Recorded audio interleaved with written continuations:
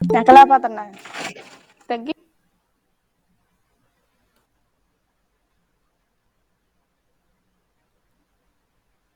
Okay. Development of education in sir India.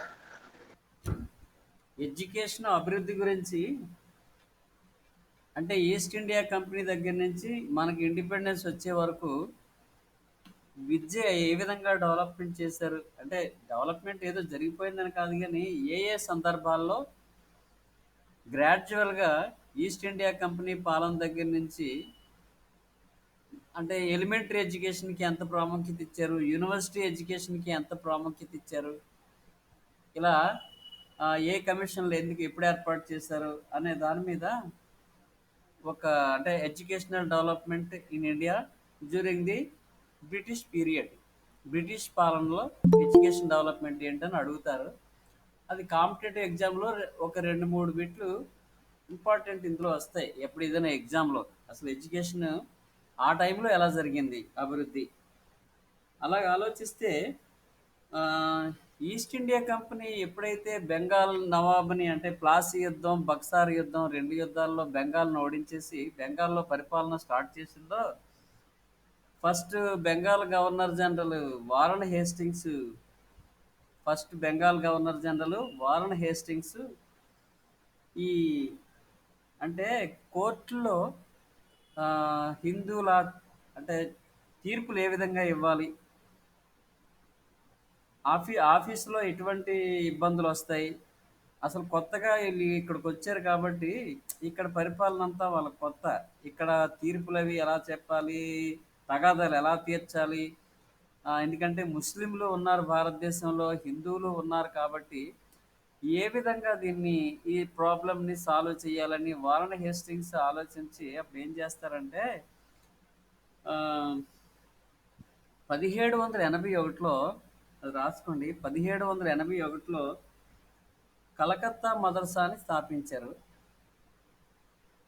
ఎందుకంటే ముస్లింలాని చదవడం కోసం, ముస్లింల అంటే ముస్లిం చట్టాల ప్రకారము ముస్లింలకి తీర్పులు ఇవ్వడం జరుగుతుంది కోర్టులో. ఎందుకంటే వాళ్ళ మత సిద్ధాంతాలు వాళ్ళ పద్ధతులు వేరు కాబట్టి ముస్లింలకి ముస్లిం లా ప్రకారం శిక్షలు విధించడం లేదా కోర్టులో తీర్పులు ఇవ్వడం.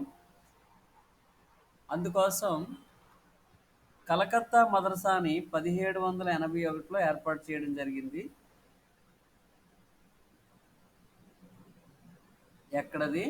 కలకత్తాలో కలకత్తా మదర్సా 1781 ఏర్పాటు చేసింది వారన్ హేస్టింగ్స్. ఎవరైనా మొట్టమొదటి బెంగాల్ గవర్నర్ జనరల్. ఏర్పాటు చేసిన దేనికి? ముస్లిం లాని స్టడీ చేయడం కోసం, కొంతమంది ట్రైనింగ్ ఇవ్వడం కోసం.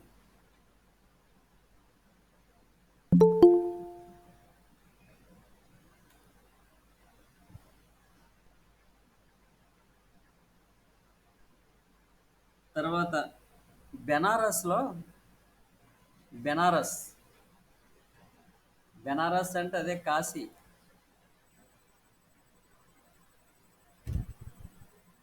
బెనారస్లో సాంస్క్రిట్ కాలేజ్ స్థాపించారు. ఎందుకంటే హిందూ లా చదవడం కోసం. హిందూ లాలో అంటే హిందూ చట్టాల్లో హిందూ ధర్మశాస్త్రాలు దానికి కొంతమంది ట్రైనింగ్ ఇవ్వడం కోసం సాంస్క్రిట్ కాలేజీని బెనారస్లో స్థాపించాడు. అది 1791, 10 సంవత్సరాల డిఫరెన్స్లో. 10 సంవత్సరాల డిఫరెన్స్లో 1791లో బెనారస్లో హిందూ కాలేజీని స్థాపించారు. అదే సాంస్క్రిట్ కాలేజ్ అంటాం, హిందూ కాలేజ్ అనకూడదు. సాంస్క్రిట్ కాలేజీని స్థాపించడం జరిగింది 1791లో.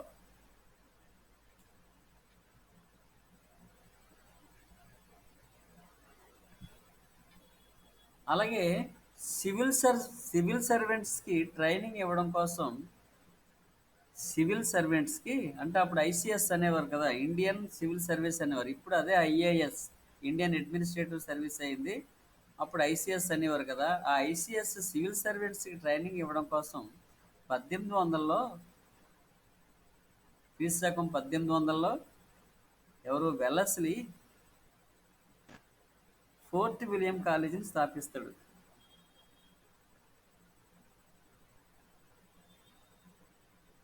దేనికోసం అది?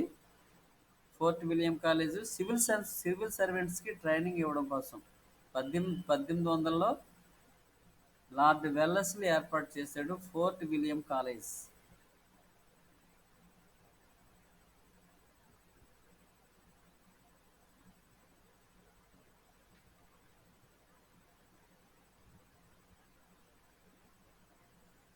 ఇక్కడ ఇంకో విషయం ఏంటంటే, ఇది దేనికోసం ఈ రెండు కాలేజీలు అంటే ముస్లింలకు తీర్పులు ఇవ్వడం కోసం, ముస్లిం లా చదవడం కోసం.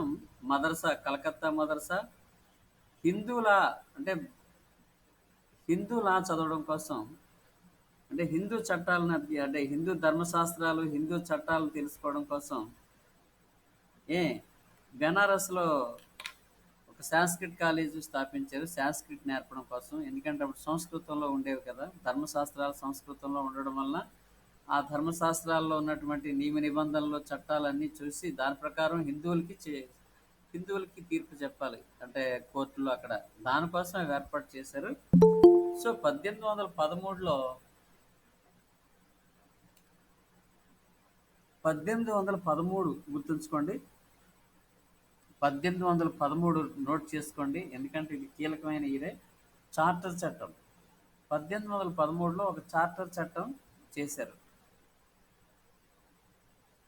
మీకు ఇక్కడ ఒక విషయం గమనించాలి ఏంటంటే, చార్టర్ చట్టాలు ఎవ్రీ 20 ఇయర్స్కి చేయడం జరిగింది. ఎప్పటి వరకు? 1853 వరకు.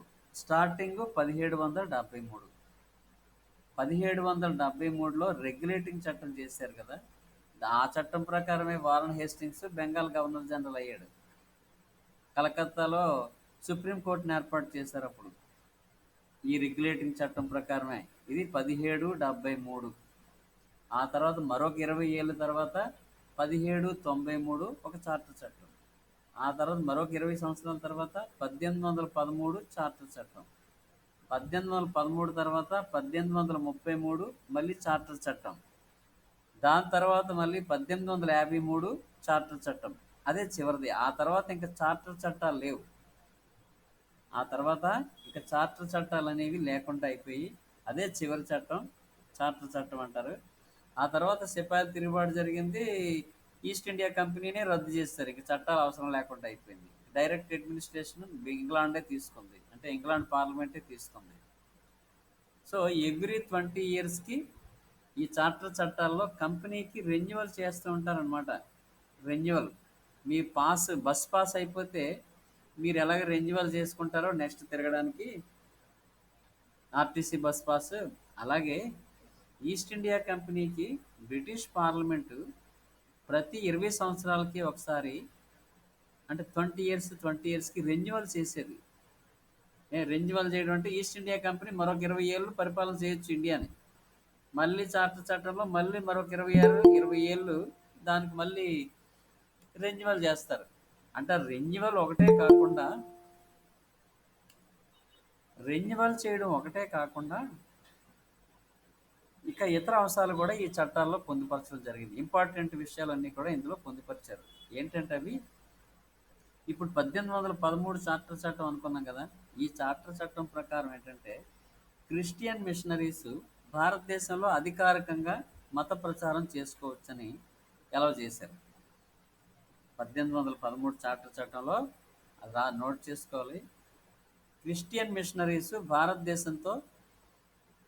భారతదేశంలో అధికారికంగా మత ప్రచారం చేసుకోవచ్చు. అంతకుముందు అనధికారికంగా చేసుకునేవారు మత ప్రచారం. ఈ చార్టర్ చట్టం ప్రకారం ఓపెన్గానే అధికారికంగానే చేసుకోవచ్చు. అది నెంబర్ 1 పాయింట్. ఇంకో పాయింట్ ఏంటంటే ఫ్రీ ట్రేడ్, అది నోట్ చేసుకోవాలి. ఫ్రీ ట్రేడ్ ఏ చార్టర్ చట్టం ప్రకారం ఇవ్వబడిందంటే 1813 చార్టర్ చట్టం ప్రకారం. ఫ్రీ ట్రేడ్ అంటే అర్థం ఏంటంటే, రాసుకోండి చెప్తాను, ముందు పాయింట్లు రాయండి. స్వేచ్ఛా వ్యాపారం అంటాం తెలుగులో స్వేచ్ఛా వ్యాపారం, ఇంగ్లీష్లో ఫ్రీ ట్రేడ్. దీని ప్రకారం ఏంటంటే ఈ నిబంధన ప్రకారం ఏంటంటే అంతవరకు ఈస్ట్ ఇండియా కంపెనీకి మోనోపోలీ ఉండేది. మోనోపోలీ. మోనోపోలీ అనేది మీకు ఎకనామిక్స్‌లో వస్తది. ఒక్కడే అమ్మకందారుడు ఉంటే దాన్ని మోనోపోలీ అంటారు. ఏకస్వామ్యం. ఏకస్వామ్యం. తెలుగులో ఏకస్వామ్యం అంటాం. ఇంగ్లీష్‌లో మోనోపోలీ. ఏంటది మోనోపోలీలో ధర నిర్ణయించడం వాడిష్టం. అక్కడ అవసరాలు ప్రజల అవసరాలు బట్టి వాడికి నచ్చినంత ధరని విధిస్తాడు. అదే సంపూర్ణ పోటీ అనుకోండి అనేక అమ్మకందారులు ఉంటారు కాబట్టి అవన్నీ దృష్టిలో పెట్టుకొని ధర నిర్ణయించడం జరుగుతుంది. వాళ్ళని కూడా దృష్టిలో పెట్టుకోవాలి. వీడొక్కడ ధర పెంచిస్తే ఇంకో షాప్కి వెళ్ళి కొనుక్కుంటారు. సంపూర్ణ పోటీలో అందుకనే ఎవడికి వాడు ధరలు నిర్ణయించలేరు. ఎందుకని అనేక మంది అమ్మకందారులు ఉంటారు, అనేక మంది కొనుక్కొందారులు ఉంటారు. అందువలన ఏ ఒక్కడు ధరను ప్రభావితం చేయలేరు. డిమాండ్ సప్లయే ధరను నిర్ణయిస్తాయి. ఇంకా అంటే ప్రజల అవసరాలు డిమాండ్, సప్లై ఎన్ని వస్తువులు మార్కెట్లో లభ్యం అవుతున్నాయి, ఆ సప్లై డిమాండే ధరను నిర్ణయిస్తాయి. అర్థమైందే. మోనోపోలీలో అలా కాదు. ఏకస్వామ్యం అంటే ఒకడు వాడిష్టం, వాడికి నచ్చినంత ధర విధిస్తాడు. అది బాగా అవసరం, నిత్యావసరం ప్రజలకు తప్పదంటే ఆ ధరకే కొంటారు. ఒకవేళ ఆ ధరకి వీళ్ళకి నచ్చకపోతే వాయిదా వేసుకునే అవకాశం ఉంటే వాయిదా వేసుకుంటారు. అది ఎకనామిక్స్లో ఈ మోనోపోలీ అనేది వస్తుంది. మోనో అంటే ఒక్కడే అని. మోనోథియిజం. మోనోథియిజం భగవంతుడు ఒక్కడే అని నమ్మే సిద్ధాంతాన్ని మోనోథియిజం అంటారు. మోనో అంటేనే సింగిల్, ఒక్కడని. మోనోథియిజం. ఓకే. ఇక్కడ మోనోపోలీ ఈస్ట్ ఇండియా కంపెనీ మాత్రమే భారతదేశంతో వ్యాపారం చేసుకునే అర్హత హక్కులు ఉండేవి ప్రారంభం నుంచి. అయితే 1813 చట్టంలో ఏం చేశారంటే ఇంగ్లాండ్ నుంచి ఏ కంపెనీ అయినా వచ్చి ఇక్కడ వ్యాపారం చేసుకోవచ్చు. ఒక ఈస్ట్ ఇండియా కంపెనీ కాదు, ఇంకా అదర్ కంపెనీలు, ఇంగ్లాండ్లో ఉన్నటువంటి మిగతా ప్రైవేట్ కంపెనీలు ఎవరైనా సరే భారతదేశంతో వ్యాపారం చేసుకుని వెసులుబాటు కల్పించారు ఈ చార్టర్ చట్టంలో. అంతవరకు ఈస్ట్ ఇండియా కంపెనీ తప్ప మరో కంపెనీ ఇంగ్లాండ్ నుంచి వచ్చేది కాదు. దీనికే మొనోపోలీ ఉండేది. ఓకే. అయితే ఇక్కడ ఒక చిన్న మినహాయింపు ఏం పెట్టారంటే చైనాతో జరుగుతున్నటువంటి తేయాకు వ్యాపారం ఉంది కదా, టీ టీ ట్రేడ్. చైనాతో జరుగుతున్నటువంటి ఈ ఇదే తేయాకు వ్యాపారం మాత్రం ఈస్ట్ ఇండియా కంపెనీకే మోనోపోలీ ఇచ్చారు. మిగతా అన్ని విషయాల్లో కూడా ఈస్ట్ ఇండియా కంపెనీ తాలూకు ఏకస్వామ్యం తీసి పడేశారు 1813 ప్రకారం. అందుకే దీన్ని స్వేచ్ఛా వ్యాపారం, ఫ్రీ ట్రేడ్, ఎవరైనా ఫ్రీగా వ్యాపారం చేసుకోవచ్చు. అదే ఇంగ్లాండ్లో కంపెనీలు. ఓకే. ఇంకొకటి ముఖ్య అంశం ఏంటంటే ఇందులో ఎడ్యుకేషన్ సంబంధించిన పాయింట్కి వస్తున్నాము. ఇదేంటంటే అక్కడ ఈ చట్టం ప్రకారం ఏంటంటే అక్కడ బ్రిటిష్ పార్లమెంట్ ఏమని నిర్దేశించిందంటే సంవత్సరానికి ₹1,00,000 సంవత్సరానికి ₹1,00,000 ఎలిమెంటరీ ఎడ్యుకేషన్కి కేటాయించమంది. చూడండి, భారతదేశం మొత్తానికి చాలా తక్కువ అమౌంట్ కావచ్చు, కానీ ₹1,00,000 ఫస్ట్ టైం ఎలిమెంటరీ ఎడ్యుకేషన్ డెవలప్మెంట్కి 1813 చార్టర్ చట్టం ప్రకారం ₹1,00,000 కేటాయించమంది బడ్జెట్లో. ఈస్ట్ ఇండియా కంపెనీని ఆదేశించింది బ్రిటిష్ పార్లమెంట్ ఎవ్రీ ఇయర్ 1,00,000 ఖర్చు చేయమని. అయితే ఇది శాంక్షన్ అంటే అయ్యింది, కానీ అయితే దేని మీద ఖర్చు పెట్టేవాళ్ళని కాంట్రోవర్సీ చాలా కాలం కొనసాగింది. కాంట్రోవర్సీ అంటే ఇది చేయాలా అది చేయాలా అనే దాన్ని కాంట్రోవర్సీ అంటాం కదా. ఎలాగా? పాత పద్ధతిలో అంటే పాత పద్ధతి అంటే గురుకులాలు, సంస్కృతం మీడియంగా ఈ వేదాంగాలు నేర్పడం, తర్కశాస్త్రం నేర్పడం, ఇవి ట్రెడిషనల్ ఎడ్యుకేషన్ అంటాం. అంటే పూర్వకాలం, ప్రాచీన కాలం నుంచి ఉన్నటువంటి విద్యా వ్యవస్థ అలా ఉండేది. అక్కడ నేర్పే సబ్జెక్టులు అవి. గురుకులాలు ఏర్పాటు చేసేవారు. గురుకులంలో గురువు దగ్గరే విద్యార్థులు నేర్చుకునేవారు. అదొక సిస్టమ్ ఆఫ్ ఎడ్యుకేషన్. అది old system of education in India. So ఇంకొకటి ఏంటి, వెస్ట్రన్ ఎడ్యుకేషన్ అంటే ఆంగ్ల విద్యను ప్రవేశపెట్టి ఆంగ్ల విద్యని అంటే ఇంగ్లీష్ మీడియం కూడా ఏ సబ్జెక్ట్స్ నేర్పాలి ఇంగ్లీష్ మీడియంలో అంటే ఫిజిక్స్, కెమిస్ట్రీ, ఇటువంటి సబ్జెక్ట్స్. ఫిజిక్స్, కెమిస్ట్రీ, తర్వాత ఇంకా రేషనల్ థింకింగ్కి సంబంధించినటువంటి హ్యుమానిటిజం, ఇటువంటివన్నీ కూడా వెస్టర్న్ ఎడ్యుకేషన్ అంటాం. అంటే పశ్చిమ దేశాలన్నీ కూడా భారతదేశానికంటే చాలా ముందున్నాయి. ఎందుకంటే అక్కడ ఈ మోడర్న్ ఎడ్యుకేషన్ ఇంట్రడ్యూస్ చేయడం, అక్కడ ఈ సైంటిఫిక్ డెవలప్మెంట్కి సంబంధించి ఫిజిక్స్, కెమిస్ట్రీ, మ్యాథ్స్ లాంటి సబ్జెక్ట్స్ కూడా అక్కడ ఎక్కువగా స్టార్ట్ అవ్వడం, పరిశోధనలు జరగడం, కొత్త కొత్త యంత్రాలు కనుక్కోవడం అన్నీ అక్కడ జరుగుతుంది. మరి అటువంటి ఎడ్యుకేషన్ ఇండియాలో లేదు. అర్థమైందా? అందుకని ఏంటంటే ఒక వర్గం వాళ్ళు ఏం వాదించారంటే వెస్టర్న్ ఎడ్యుకేషన్ ప్రవేశపెట్టాలి in English medium. Western education in English medium ప్రవేశపెట్టాలి. దానికి ఆ రూ. 1,00,000 ఖర్చు చేయాలని ఒక వర్గం వాదించారు. ఇంకో వర్గం వాళ్ళు పురాతన పద్ధతులన్నీ అంటే సంస్కృతం మీడియంగా సంస్కృత భాషలో ప్రాచీన వేదాలు, వేదాంగాలు అవన్నీ నేర్పాలని ఒక వర్గం వాదించారు. చివరికి ఇది ఈ రూ. 1,00,000 చాలా కాలం ఖర్చు చేయలేదు. ఆ తర్వాత విలియం బెంటింక్ కాలంలో ఏమైందంటే అప్పుడు మెకాలే అనే ఇంతకుముందు పాయింట్ రైజ్ చేశాను మీకు. బెంటింక్ న్యాయ సలహా సభ్యుడు మెకాలే ఉంటాడు కదా, మెకాలే ఒక రిపోర్ట్ ఇస్తాడు. అంటే అతనికి అప్పచెప్పారు అసలు ఏ ఎడ్యుకేషన్ ఇక్కడ ఇంట్రడ్యూస్ చేస్తే బాగుంటుందా అని. అప్పుడు మెకాలే ఇంగ్లీష్ ఎడ్యుకేషన్కే ఓటేస్తాడు. ఇంగ్లీష్ ఎడ్యుకేషనే భారతదేశంలో ప్రవేశపెట్టాలని మెకాలే సిఫార్సు చేస్తాడు. దానికి వాళ్ళ స్వార్థం వాళ్ళకు ఉంది. ఎందుకంటే ఇంగ్లీష్ నేర్చుకున్న భారతీయులు కొంచెం చీప్గా తక్కువ జీతాలకే పనిచేస్తారు కాబట్టి ఈస్ట్ ఇండియా కంపెనీకి లాభం ఉంది. ఓకే, ఇంగ్లీష్ ఎడ్యుకేషన్ నేర్చుకునే వాళ్ళు బ్రిటిష్ వస్తువుల మీద మోజు పడతారు కాబట్టి బ్రిటిష్ అంటే ఇంగ్లాండ్ నుంచి దిగుమతి అయ్యే వస్తువులకి గిరాకీ కూడా పెరుగుతుంది. రెండు రకాల లాభాలు ఉన్నాయి మనకి. ఇటు చీప్గా లేబర్ దొరుకుతారు, తక్కువ జీతాలకు పనిచేసే అదే గుమస్తాలు దొరుకుతారు. ఇంకా ఇంగ్లీష్ నేర్చుకోవడం వల్ల వాళ్ళు మన అలవాటు చేసుకుంటారు. అది సహజం. అది ఆ మోజులో ఇంగ్లీష్ వారి తాలూకా ఆ వేష భాషలన్నీ వాళ్ళకి అలవాటు అవుతాయి. అందువల్ల మన వస్తువులకు డిమాండ్ పెరుగుతుందని వాళ్ళ స్వార్థం కొలిది వాళ్ళు మెకాలే ఆ రిపోర్ట్ ఇస్తాడు. రాజారాం మోహన్ రాయ్ కూడా వెస్ట్రన్ ఎడ్యుకేషన్, ఇంగ్లీష్ ఎడ్యుకేషన్కి సపోర్ట్ చేస్తాడు. ఆ విధంగా 1835లో ఈ ఇంగ్లీష్ ఎడ్యుకేషన్ అనేది ఇంట్రడ్యూస్ చేయడం జరిగింది భారతదేశంలో. అయితే ఈ ఎలాగైతే ఈ వెస్ట్రన్ ఎడ్యుకేషన్ ఇంగ్లీష్ మీడియంలో అన్నారు కదా ప్రవేశపెడతారు, ఓకే. ఇక్కడ మరొక సమస్య ఏంటి, ఇన్ని కోట్ల మందికి విద్యను బోధించాలంటే ఈ రూ. 1,00,000తో సాధ్యం కాదు. రూ. 1,00,000తో అది ఎలా వీలు పడుతుంది? ఇంతమందికి ఎలా బోధించగలుగుతారు మామూలుగాను ఈ రూ. 1,00,000 ఖర్చుతోటి? చాలా కష్టం. అందుకని ఒక ప్లాన్ చేశారు. ఏంటంటే అది మెకాలే సిఫార్సుల్లోనే ఉంటుంది. ఏంటంటే మిడిల్ క్లాసు, అబవ్ మిడిల్ క్లాసులో కొంతమందికి విద్య నేర్పితే వాళ్ళ నుంచి ఆటోమేటిక్గా ఈ కింద సామాన్య ప్రజలకి విద్య చేరుతుంది. దాన్ని డౌన్వర్డ్ ఫిల్టరేషన్ థియరీ అని అంటారు.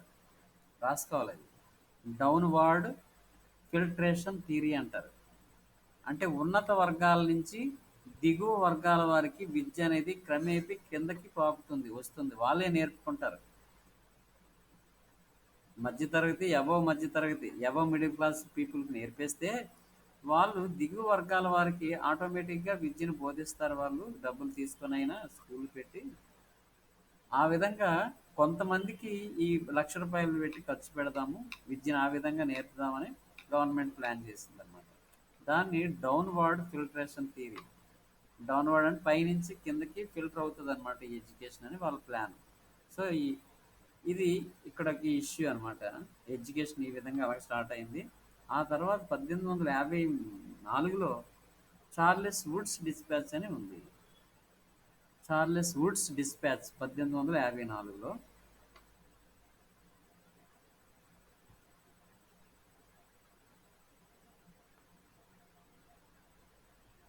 Charles Woods dispatch.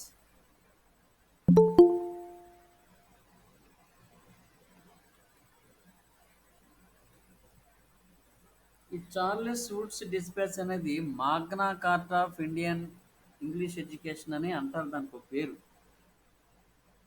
మాగ్నా Carta of English education in India అని దానికి పేరు. అంటే అలా కాంపిటేటివ్ ఎగ్జామ్లో అలాగ అడుగుతారు. Which commission was called as Magna Carta of English education in India అంటే ఎవరిని అంటారు, అంటే ఏ కమిషన్ అంటారు, ఇది ఏ సిఫార్సులను అలా పిలుస్తారు అని అడుగుతుంటారు. సో వుడ్స్ డిస్పాచ్ని ఏమంటారంటే Magna Carta of English education in India.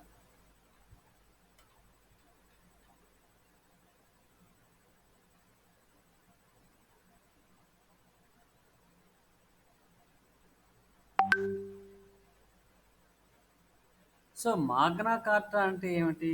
మాగ్నా కార్టా అనే పదం ఏంటి కొత్తగా వినిపిస్తుంది అనిపిస్తేమో మీకు. మాగ్నా కార్టా అనేది ఇంగ్లాండ్‌లో ఒకప్పుడు, అంటే ప్రపంచంలో ఏ దేశంలోనూ కూడా ప్రజాస్వామ్య దేశాలు లేవు. అప్పుడు అన్నీ రాజరికాలే.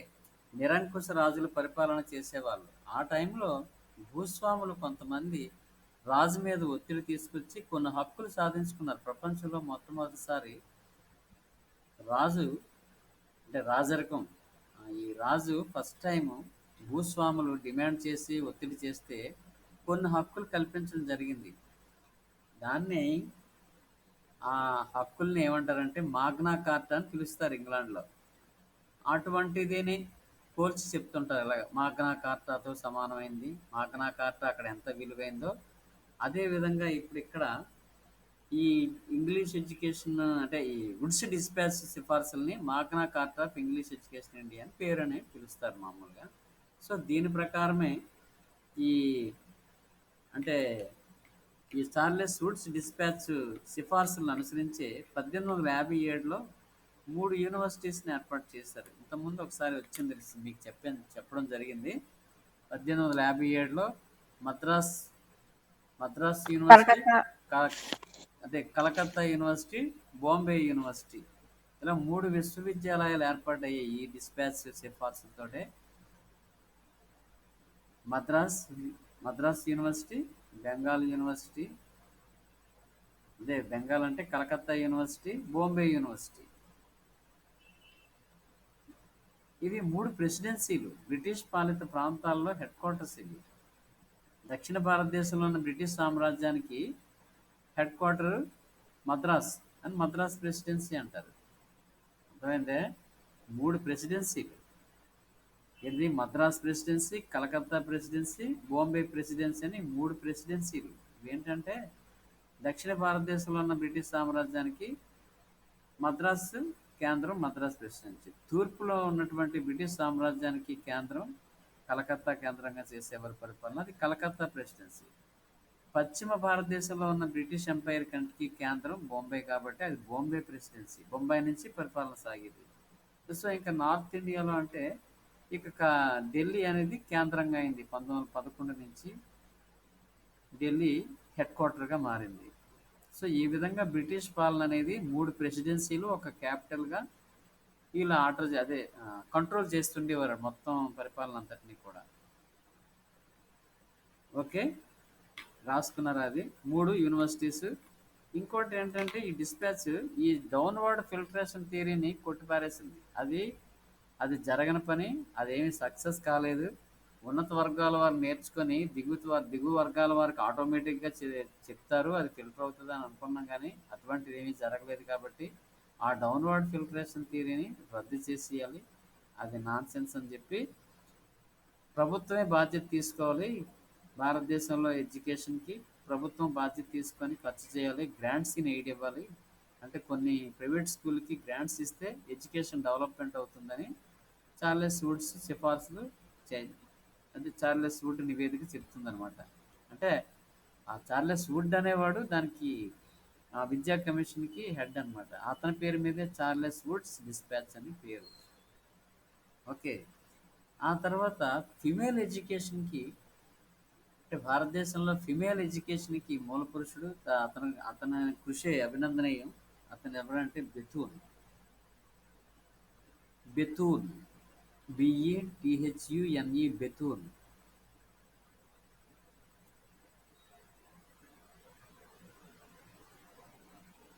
జేఈడి అంటే ముందు ఇంటి పేరు ఏంటో తెలియదు, JED Bethune, JED Bethune. So Bethune school was founded 1849లో. ఫస్ట్ టైం బాలికల కోసం బెథూన్ స్కూల్ని ఏర్పాటు చేశాడు. 1849లో బాలికల కోసం బెథూన్ స్కూల్ని ఏర్పాటు చేయడం జరిగింది.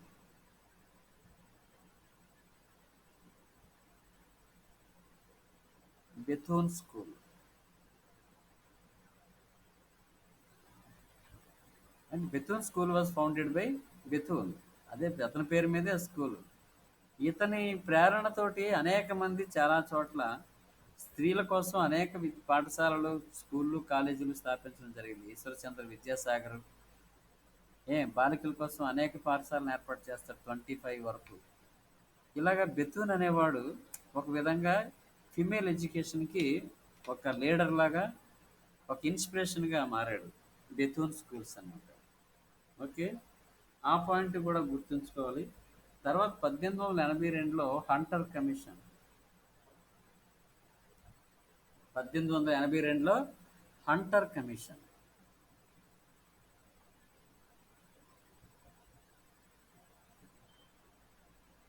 రాసుకున్నారా? హంటర్ కమిషన్, డబ్ల్యూడబ్ల్యూ హంటర్, అంటే హంటర్కి ముందు డబ్ల్యూడబ్ల్యూ ఉంటుంది, డబ్ల్యూడబ్ల్యూ హంటర్, అందుకని అతని పేరు మీదే హంటర్ కమిషన్. ఇది లార్డ్ రిప్పన్ గవర్నర్ జనరల్గా లేదా వైస్రాయ్గా ఉన్నప్పుడు జరిగింది. లార్డ్ రిప్పన్ అంటే 1880 నుంచి 84 వరకు లార్డ్ రిప్పన్ గవర్నర్ జనరల్గా ఉంటాడు. రిప్పన్ భారతీయులకి బాగా అనుకూలుడు. భారతీయులకి ఏదో చేయాలని, చాలా విషయాల్లో భారతీయులకి మేలు చేయాలనే కృషి చేసినటువంటి ఏకైక గవర్నర్ జనరల్ లేదా వైస్రాయ్ అతను రిప్పన్. ఆత్మ బాంధవుడు, భారతీయులకి ఆత్మబంధువు లాంటి వాడు లార్డ్ రిప్పన్. ఈ రిప్పన్ 1882లో హంటర్ కమిషన్ వేశాడు. ఈ హంటర్ కమిషన్ దేనికి అంటే primary education, elementary education development కోసం హంటర్ కమిషన్ ఏర్పాటు చేయడం జరిగింది 1882లో. ప్రాథమిక విద్య అభివృద్ధి కోసం ఇది సిఫార్సులు చేసింది హంటర్ కమిషన్ అంట.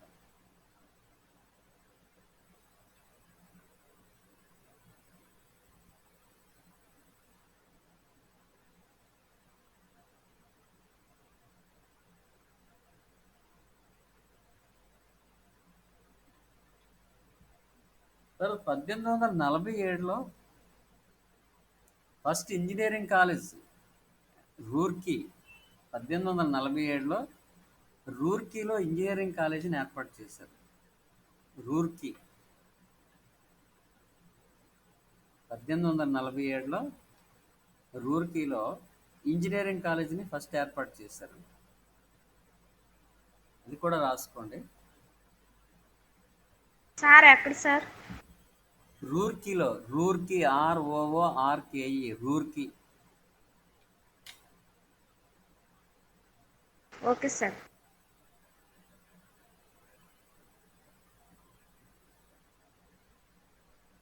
తర్వాత మెడికల్ కాలేజ్ 1835లో కలకత్తాలో ఏర్పాటు చేశారు. 1835లో ఫస్ట్ మెడికల్ కాలేజ్ కలకత్తాలో ఏర్పాటు చేశారు.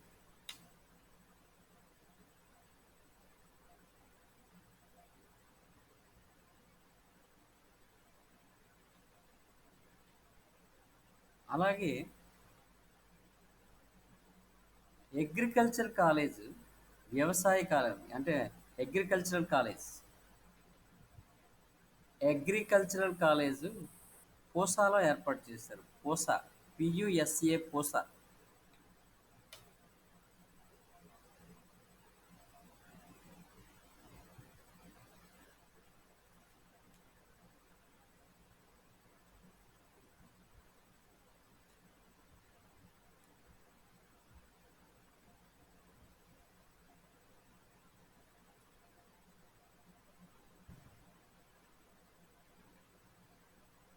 తర్వాత 1902లో ర్యాలీ కమిషన్ ఏర్పాటు చేశారు హైయర్ ఎడ్యుకేషన్ మీద. ర్యాలీ కమిషన్ 1902లో, అంటే అప్పుడు ఎవరు? లార్డ్ కర్జన్ గవర్నర్ జనరల్గా ఉన్నాడు. లార్డ్ కర్జన్ కాలంలో 1902లో ర్యాలీ కమిషన్.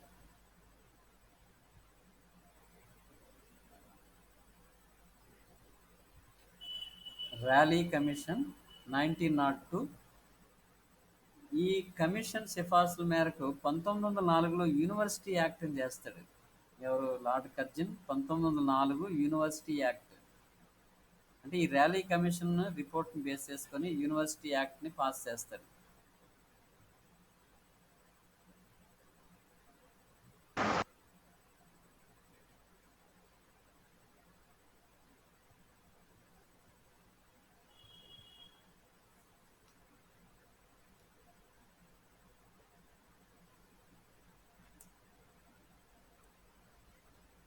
ఓకే. ఇది ఎడ్యుకేషనల్ డెవలప్‌మెంట్ ఇది. ఇదేంటది? Educational development.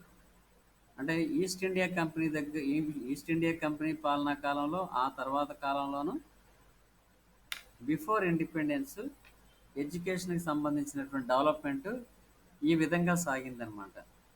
అంటే 1813 చార్టర్ చట్టం దగ్గర నుంచి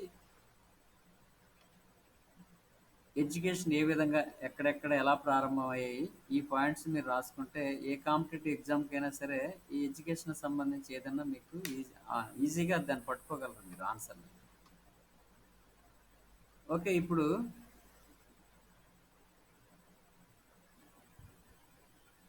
ఇప్పుడేంటంటే ఇండియన్ నేషనల్ కాంగ్రెస్ తాలూకా ప్రెసిడెంట్స్ వరుసగా కొన్ని ఇంపార్టెంట్ ప్రెసిడెంట్స్ చెప్తాను రాసుకోండి అవి. భారత జాతీయ కాంగ్రెస్‌కి ఎవరెవరు ఇంపార్టెంట్ వ్యక్తులు, ఇంపార్టెంట్ సెషన్స్ అవి కొన్ని లిస్ట్ అవుట్ చేస్తాను రాసుకోండి మామూలుగా. 1885 మొదటి మొదటి ఇండియన్ నేషనల్ కాంగ్రెస్‌కి అధ్యక్షుడు డబ్ల్యూసి బెనర్జీ, తెలిసిందే మనకి.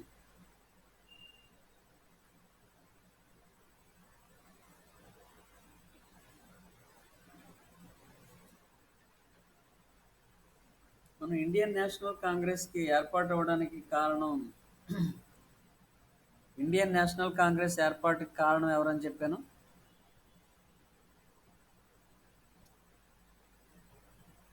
ఇండియన్ నేషనల్ కాంగ్రెస్‌కి ఏర్పాటుకి కారణం అంటే ఆ సంస్థ ఏర్పాటు అవడానికి ఎవరు కారకులు?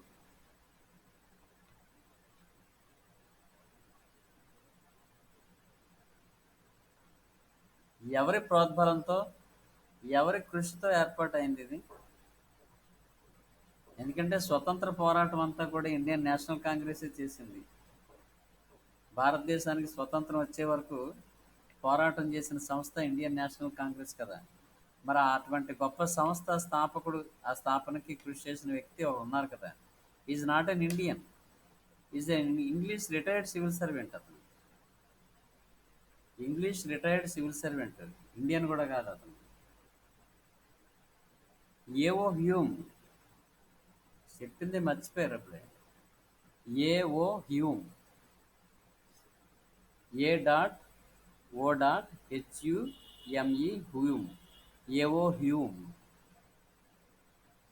ఇతడే కదా భారతదేశంలో అప్పట్లో ముఖ్యమైనటువంటి లీడర్లకి అందరికీ ఉత్తరాలు రాసి మీకు ఒక భారతీయులకి వాళ్ళ సమస్యలు ఏంటో, వాళ్ళ డిమాండ్స్ ఏంటో ప్రభుత్వానికి తెలియజేయాలంటే ఒక సంస్థ అంటూ ఉండాలని, ఆ సంస్థ అవసరం ఆవశ్యకత గురించి లీడర్లందరికీ కూడా ఉత్తరాల ద్వారాగా ఎడ్యుకేట్ చేసి, ఇటువంటి సంస్థ లేకపోతే మీ కోరికలు నెరవేరవు, మరొక మరొక ఏది మీ డిమాండ్స్ కూడా నెరవేరవు, బోల్డన్ని ఇబ్బందులు ఎదుర్కోవాల్సి వస్తుంది. కాబట్టి మీ అందరికీ రిప్రజెంట్ చేసే, అంటే ప్రాతినిధ్యం వహించే ఒక సంస్థ ఉండాలి అని అందరినీ ఇలా ఉత్తరాలు రాసి మరీ ఎడ్యుకేట్ చేస్తాడు ఏవో హ్యూమ్.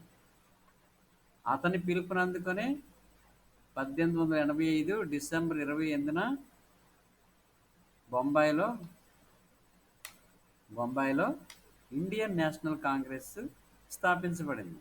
ఆ ఆ సంస్థ, దానికి మొదటి అధ్యక్షుడు డబ్ల్యూఎస్వి బెనర్జీ, అంటే Umesh Chandra Banerjee. Umesh Chandra Banerjee, first president of Indian National Congress, which was started in 1885 December 28th.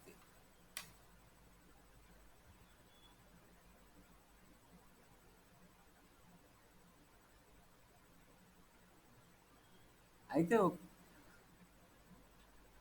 రాయండి.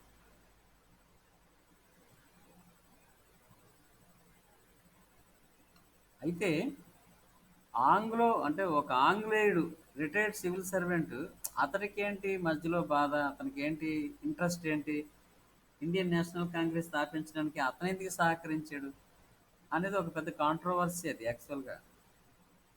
ఎందుకంటే ఒక ఆంగ్లేయుడు సహకరించడం ఏంటి, అది ఎలాగ సాధ్యం, ఏం ఆశించాడు అతను ఏంటి అని ఆలోచిస్తే దాన్ని ఏమంటారంటే షేప్ అదే రక్షక కవాటక సిద్ధాంతం అని తెలుగులో అంటారు. ఇంగ్లీష్‌లో సేఫ్టీ వాల్వ్ థియరీ అంటారు. ఇది ఎక్స్‌ప్లెయిన్ చేసిందే మీకు 1, 2 సార్లు ఎక్స్‌ప్లెయిన్ చేశాను. సేఫ్టీ వాల్వ్ థియరీ అని ఇంగ్లీష్‌లో అంటారు. రక్షక కవాటక సిద్ధాంతం అని తెలుగులో అంటారు. అంటే భారతీయుల్లో ఉన్నటువంటి అసంతృప్తిని ఈ సంస్థ ద్వారాగా బయటికి పంపించేసే ఉద్దేశం అది. ఒక వాక్యంలో చెప్పాలనుకుంటే భారతీయుల్లో ఉన్నటువంటి అసంతృప్తిని బయటికి పంపించాలంటే ఒక సాధనం ఉండాలి. అదే ఈ కాంగ్రెస్ పార్టీ ఉద్దేశం. ఈ కాంగ్రెస్ పార్టీ ద్వారాగా భారతీయుల్లో ఉన్న అసంతృప్తిని ఈ పార్టీ ద్వారాగా బయటికి పోతుంది. అలా పోవడం వల్ల మరొక తిరుగుబాటు రాదు. ఎందుకంటే వాళ్ళ ముందే 1857లో సిపాయిల తిరుగుబాటుని ఎదుర్కొన్నారు ఆంగ్లేయులు. చాలా ఇబ్బంది పడి చాలామంది ప్రాణాలు కోల్పోయి ఆ, ఆ ఈస్ట్ ఇండియా కంపెనీ గడగడలాడిపోయింది. ఏం చేయాలో ఏమీ చేయలేని పరిస్థితిలో. సో అటువంటి తిరుగుబాటు మళ్ళీ రాకూడదు అంటే ఒక సంస్థ అంటూ ఉంటే భారతీయుల తాలూకా భయాలు, అవసరాలు, వాళ్ళ సమస్యలు అన్నీ ఈ సంస్థ ద్వారాగా బ్రిటిష్ గవర్నమెంట్‌కి తెలిసాయి అనుకోండి. కొన్ని కాకపోతే కొన్నైనా తీర్చడం ద్వారాగా వీళ్ళలో ఉన్న ఆవేశాన్ని తగ్గించవచ్చు. భారతీయుల్లో ఉన్న ఆవేశాన్ని, కట్టలు తెంచుకుంటున్న ఆవేశాన్ని తగ్గించాలంటే ఏం చేస్తారు? కొంచెం బాగా ఇప్పుడు పొంగిపోతున్నప్పుడు నీళ్ళు పోస్తారు కదా మీరు. స్టవ్ మీద అన్నం అది వండేటప్పుడు ఇంక పొంగిపోతుంది బయటకొచ్చేస్తుంది అనే టైంలో ఏం చేస్తాం? కాస్త నీళ్ళు జల్లుతాం. అంతేగాని స్టవ్ ఆపేయం కదా! స్టవ్ ఆపేము. స్టవ్ తాలూకా ఇది తగ్గిస్తాం. తీవ్రత తగ్గిస్తాం. మంట తగ్గిస్తాం అంతే. కాస్త నీళ్లు చల్లుతాం. అలాగే బ్రిటిష్ గవర్నమెంట్ భారతీయుల సమస్యలు, డిమాండ్స్ తెలిస్తే వీళ్ళ భారతీయుల అసంతృప్తి తీవ్ర స్థాయికి వెళ్ళిపోయింది అనుకోండి. అప్పుడు కాస్త నీళ్లు చల్లుతారు. నీళ్లు చల్లడం అంటే ఏవో కొన్ని రాయితీలు ఇచ్చి ఊరుకుంటారనమాట. వీళ్ళు చల్లబడిపోతారు ఇంకా. అంటే మరొక తిరుగుబాటు మరి రాదు. అందుకోసం సేఫ్టీ వాల్వ్ థియరీ అంటారు. సేఫ్టీ వాల్వ్ అంటే ఏం కాదు. సినిమా థియేటర్‌లో గోడలకు ఉంటాయి. లోపల ఉన్న కార్బన్ డయాక్సైడ్ బయటికి పోవడానికి సేఫ్టీ వాల్వ్‌లు అనే ఫ్యాన్‌లు తిరుగుతూ ఉంటాయి. అవి లోపల గాలిని బయటికి పంపిస్తాయి. ఇప్పుడు మన ఇళ్లల్లో ఉన్న ఫ్యాన్‌లు ఏంటంటే పై గాలి మన మీదకొస్తది చెమట ఆరడానికి. కానీ సేఫ్టీ వాల్వ్ ఏంటంటే లోపల గాలిని బయటికి పంపిస్తది. అంటే లోపల కార్బన్ డయాక్సైడ్ కదా ఉంటది. ఎందుకంటే 1000, 2000 మంది సినిమా హాల్‌లో కార్బన్ డయాక్సైడ్ విడుదల చేస్తుంటే థియేటర్ అంతా కార్బన్ డయాక్సైడ్‌తో నిండిపోద్ది. CO2. ఈ కార్బన్ డయాక్సైడ్‌ని బయటికి పంపిస్తే గాని లోపల ఆరోగ్యం ఉండదు జనాలకి. అందుకోసం సేఫ్టీ వాల్వులని బిగిస్తారు గోడలకి సినిమా హాల్‌లో పైని. అలాగే కొన్ని బాత్రూముల్లో కూడా పెడతారు లోపల ఉన్న తేమంతా ఆరిపోవడానికి. సో ఇవి సేఫ్టీ వాల్వ్ థియరీ అని దీన్ని అంటారు. సో ఎనీహౌ అది సేఫ్టీ వాల్వ్‌గా వాళ్ళు వాడుకుంటే మనం ఏంటంటే మన ప్లాన్ మనకి ఉందని భారతీయ నాయకులు కూడా ఓకే, ఓకే వెల్కమ్ చెప్తారు. ఏవో హ్యూమ్‌కి సహకరిస్తారు. సహకరించి పార్టీని స్థాపించి తొలుత కొంచెం మెతక వైఖరిని అవలంబించి తర్వాత బ్రిటిష్ గవర్నమెంట్‌కి ఏకి మేకై ఈ సంస్థ కొరకరాని కొయ్యగా తయారవుతున్న తర్వాత కాలంలో అది వేరే సంగతి. సో ఫస్ట్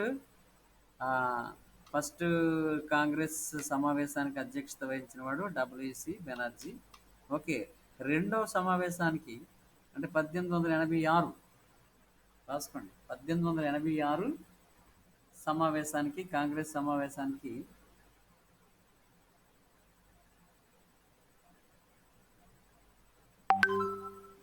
ఇది ఎక్కడ కలకత్తాలో రెండో సమావేశం కలకత్తాలో జరిగింది. దాదాబాయి నౌరోజీ దీనికి అధ్యక్షుడు. రెండవ కాంగ్రెస్ సమావేశం కలకత్తాలో జరిగింది 1886. అంటే ఎవ్రీ ఇయర్ జరగాలి కదా. కాంగ్రెస్ ఏంటి ప్రతి సంవత్సరం డిసెంబర్ 28 నుంచి ఏదో ఒక నగరంలో సమావేశం అవుతుంది. దానికి మళ్ళీ కొత్త అధ్యక్షుడిని ఎన్నుకోవడం జరుగుతుంది. అంటే అధ్యక్షుడి పదవీ కాలం సంవత్సరమే. ఎన్నికైన తర్వాత నెక్స్ట్ మళ్ళీ ఆ డేట్ వచ్చే వరకే అతను పదవిలో ఉంటాడు. మళ్ళీ కొత్త వాడిని ఎన్నుకుంటారు. ఇది Congress rule. Congress party rule అది. ప్రతి సంవత్సరం ఏదో ఒక నగరంలో సమావేశం అవ్వాలి. దానికి మళ్ళీ కొత్త అధ్యక్షుడిని ఎన్నుకోవాలి. తీర్మానాలు చేయాలి. ఆ తీర్మానాలన్నీ కూడా ఆ సంవత్సర కాలంలో అవి అమలయ్యేటట్టు కృషి చేస్తారనమాట. అది కాంగ్రెస్ తాలూకా పార్టీ తాలూకా మాన్యువల్ అది. ఓకే. రెండవది కలకత్తాలో జరిగింది 86లో. దాదాబాయి నౌరోజీ దానికి అధ్యక్షతగా వహించాడు. దాదాబాయి నౌరోజీ అంటే మీకు తెలియాలి కదా. Grand old man of India అంటారని, అది తెలుగులో భారతీయ కురువృద్ధుడు అంటారని చెప్చి, అంటే మీకు పదే పదే పదే అలా చెప్తూ ఉంటే కనీసం మైండ్లో అలా రికార్డ్ అవుతుందని చెప్పిందైనా సరే అలా చెప్తుంటాను మీకు. అలా విని విని విని ఆ విధంగానే గుర్తుంటుందని. మీరు ఎలాగ పుస్తకాల్లో రాసింది మళ్ళీ చదివినట్టు కనిపించరు కానీ, సో నేను అలా చెప్తూ ఉంటే కనీసం మైండ్లో అలాగే రికార్డ్ అవుతుంది. Okay, Dadabhai Naoroji grand old man of India అంటారు, తెలుగులో భారతీయ కురువృద్ధుడు అంటారు. డ్రైన్ సిద్ధాంతం ప్రతిపాదించాడు, అంటే భారతదేశం నుంచి సంపద ఇంగ్లాండ్కి ఏ విధంగా కొట్టుకుపోతుందో అనేది డ్రైన్ సిద్ధాంతం గురించి చెప్తాడు. ఓకే, ఈ డ్రైన్ సిద్ధాంతం చాలా ఫేమస్. అది సంపద ఏ విధంగా కొట్టుకుపోతుందని చెప్పాడు కదా. బ్రిటిష్ రూల్ ఇన్ ఇండియా అనే దీంట్లో రాస్తాడు అతను, దాదాబాయి నవరోజీ. సో దాదాబాయి నవరోజీ అంటే అతని బయోడేటా అతని గురించి తెలియాలి. Okay, is a great man. 80 ఏళ్ళ వయసులో కూడా స్వతంత్ర పోరాటంలో పాల్గొని ఇంగ్లాండ్లో ఉండి భారతీయుల సమస్యలను అక్కడ తెలియజేస్తాడు. బ్రిటిష్ పార్లమెంట్కి ఎన్నికవుతాడు. బ్రిటిష్ పార్లమెంట్కి లిబరల్ పార్టీ తరపు నుంచి అక్కడ కూడా ఎన్నికవుతాడు. గొప్ప మేధావి, గొప్ప ధనవంతుడు, గొప్ప దేశభక్తుడు, త్యాగశీలి అన్నీ ఉన్నాయి. సో మహా మేధావి కూడా. సో అటువంటి దాదాబాయి నవరోజీ రెండో సమావేశానికి అధ్యక్షత వహిస్తాడు 1886. ఓకే, మూడో సమావేశానికి ఫస్ట్ ముస్లిం బద్రుద్దీన్ త్యాబ్జీ. మూడో సమావేశం అంటే 1887 మద్రాసులో. 1887లో మద్రాస్ సమావేశానికి Badruddin Tyabji first Muslim president. First Muslim president of Indian National Congress Badruddin Tyabji. ఇది మద్రాసులో మద్రాస్ సమావేశం. అంటే అప్పట్లో ఇవి ప్రెసిడెన్షియల్ కాబట్టి వరుసగా బాంబే, కలకత్తా, మద్రాస్. మొదటి సమావేశం బాంబే, రెండో సమావేశం కలకత్తా, మూడో సమావేశం మద్రాస్, అలా విధంగా పెట్టారు. ఇంకా తర్వాత మారుతూ ఉంటాయి, మళ్ళీ సేమ్ ప్లేసుల్లో పెట్టిన సందర్భాలు ఉన్నాయి. సో రాసుకున్నారు అది. 1887లో మద్రాస్ సమావేశానికి Badruddin Tyabji first Muslim president.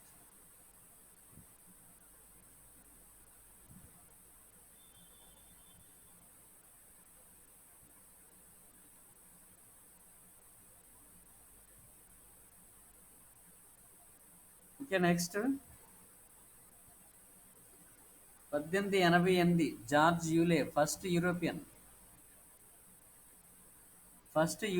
President of Indian National Congress. 1888 George యూలే Allahabad సమావేశానికి, అలహాబాద్ కాంగ్రెస్ సమావేశానికి జార్జ్ యూలే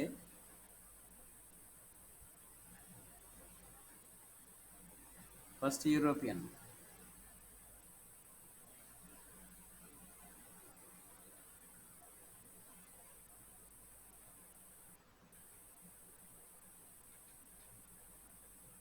అయితే మొత్తం అన్నీ రాయలేం కానీ ఇంపార్టెంట్ సెషన్సే మీకు చెప్తాను. మామూలుగా మొత్తం అంతా మీరు గుర్తుంచుకోవడం కూడా కష్టంగా ఉంటుంది. అంటే ఈ మేజర్ కొంచెం పాపులర్ లీడర్లు వాళ్ళు ఏ సమావేశాలు ఏమిటి అనేది తెలియాలి.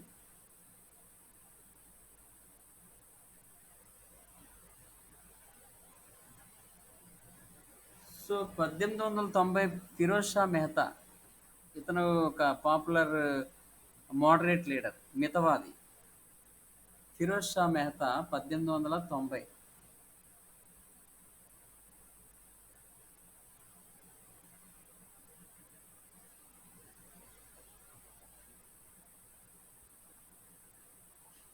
నెక్స్ట్ ఇంపార్టెంట్ ఏంటంటే నాగపూర్ సమావేశం. 1891లో నాగపూర్ సమావేశానికి అధ్యక్షత వహించింది ఒక తెలుగువాడు, ఒక ఆంధ్రుడు, పి ఆనందాచార్యులు. 1891 నాగపూర్ సమావేశానికి తెలుగువాడైన పి ఆనందాచార్యులు అధ్యక్షత వహిస్తాడు.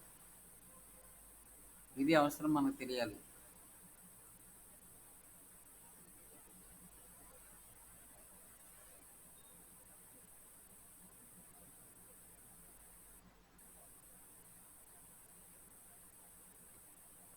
1893లో మళ్ళీ దాదాబాయి నౌరోజీ.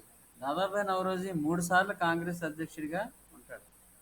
1893 లాహోర్ సమావేశానికి మళ్ళీ దాదాబాయి నౌరోజీ.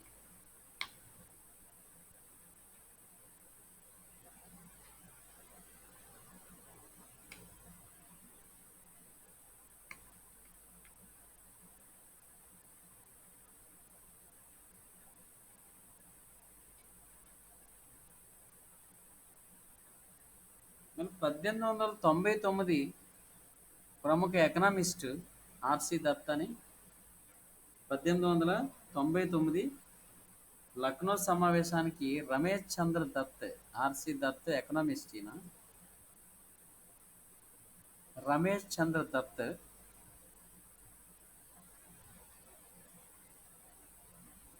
1899 లక్నో సమావేశం.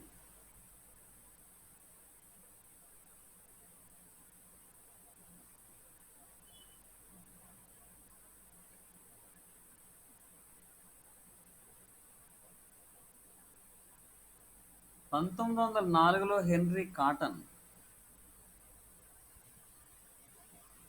1904లో హెన్రీ కాటన్.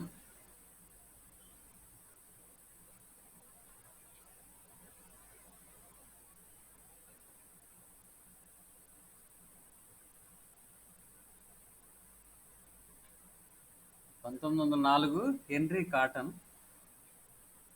1905 ఇంపార్టెంటే, ఎందుకంటే అప్పుడే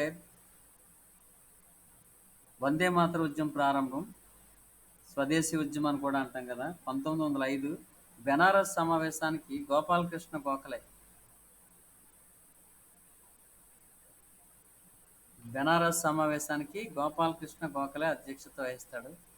ప్రముఖ మితవాది. అదే సంవత్సరం సర్వెంట్స్ ఆఫ్ ఇండియా సొసైటీని స్థాపిస్తాడు Gopalakrishna Gokhale. Servants of India society 1905లోనే స్థాపిస్తాడు ఓ సంస్థ. ప్రముఖ మితవాది, గాంధీ గారికి రాజకీయ గురువు గోపాలకృష్ణ గోఖలే. గాంధీ రాజకీయ గురువు, సర్వెంట్స్ ఆఫ్ సొసైటీ అదే సంస్థ స్థాపకుడు, బెనారస్ కాంగ్రెస్ సమావేశానికి అధ్యక్షుడు 1905లో.